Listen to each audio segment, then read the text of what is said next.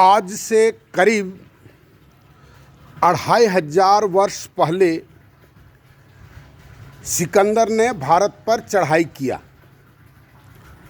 पुरु थे, पोरस कहा जाता था, और पोरस की सेना हार गई। क्यों?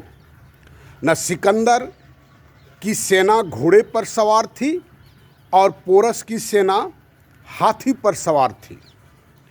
कहने का मतलब टेक्नोलॉजिकली हम उससे कमज़ोर थे। बाबर आया था तो उसकी सेना के पास बंदूक था और हमारी सेना तलवार से लड़ रही थी। बाबर जीत गया, हमारी सेना हार गई। यहाँ पर भी हम टेक्नोलॉजिकली पीछे थे। चाइना का लड़ाई हुआ 62 या 63 में, तो वहाँ भी वही हाल है। चाइना के कंपैरिजन में हम कहाँ हैं सो आप देख सकते हैं। तो इतिहास के अध्ययन से हम अपने कमी को कैसे मजबूत करें, इस पर हमारा चिंतन आज भी नहीं जाता है, आज भी नहीं जाता है।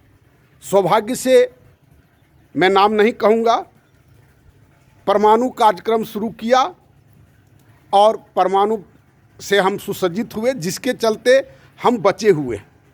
लेकिन वह भी परमाणु बम एक कहने के लिए है, उसका यूज़ नहीं किया जा सकता है। आप देखे होंगे इजराइल नहीं कर पाया, रसिया नहीं कर पाया। वो यूज़ करने का चीज़ नहीं है, वो धमकी देने का चीज़ है, डराने का चीज़ है। वो यूज़ नहीं किया जा सकता है। जो यूज किया जा सकता है उस पर हम लोगों का ध्यान आज भी नहीं है। हम देखें जो हमारा जो राष्ट्रीय खर्च होता है कहाँ होता है।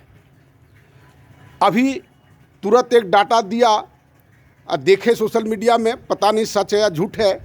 कोई राष्ट्रपति अपने जीवन काल में 250 करोड़ रुपया खर्च किया विदेश भ्रमण में। अपने बाल बच्चा, नाती पोता, परिवार, क्या कहते हैं, जमाई, सब को लेकर के वो घूमते थे। और सबका खर्च जितना एमएलए का खर्च या एमपी का खर्च जितना होता है, अगर आप सबको जोड़ देंगे तो कितना शक्तिशाली हम बन सकते हैं। और आपको जान करके और आश्चर्य होगा कि ये जो समुद्री जहाज़ का निर्माण होता है पूरे वर्ल्ड में, हमारा 1% से भी कम कंट्रीब्यूशन है। और समुद्री यातायात या समुद्री व्यापार सबसे इम्पोर्टेंट व्यापार है, बल्कि वो व्यापार विश्व से व्यापार का एकमात्र साधन है।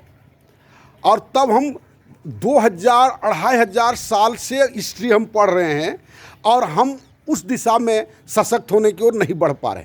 आज भी हम युद्ध का विमान खरीदते हैं, आज भी हम खरीदते हैं और खरीद करके मार्ट टीवी पर दिखाते हैं दुश्मन का कलेजा थर्रा उठा, दुश्मन का कलेजा थर्रा।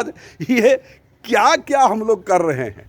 इन सब बातों पर आप गंभीरता से सोचें और खड़ा होने का हिम्मत करें। मानसिक रूप से, आर्थिक रूप से खड़ा होने का हिम्मत करें कि हम भी अपने देश को वैसा शक्तिशाली बनाएंगे, क्योंकि बिना शक्ति का कहीं कोई कदर नहीं है।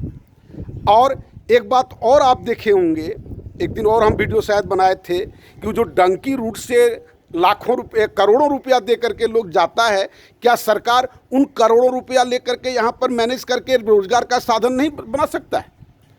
और सारा ये जो मणिपुर है या वो खालिस्तान का जो डिमांड था, आज जो लेह और लद्दाख, सारा अनएम्प्लॉयमेंट का कारण है। आदमी अगर रोजगार हो जाता है, देखिए ना, ये आदमी जो नौकरी करता है वो कितना व्यस्त रहता है। वो इन लोगों से कहीं पर भी डिस्ट्रक्टिव वर्क में नहीं करता है।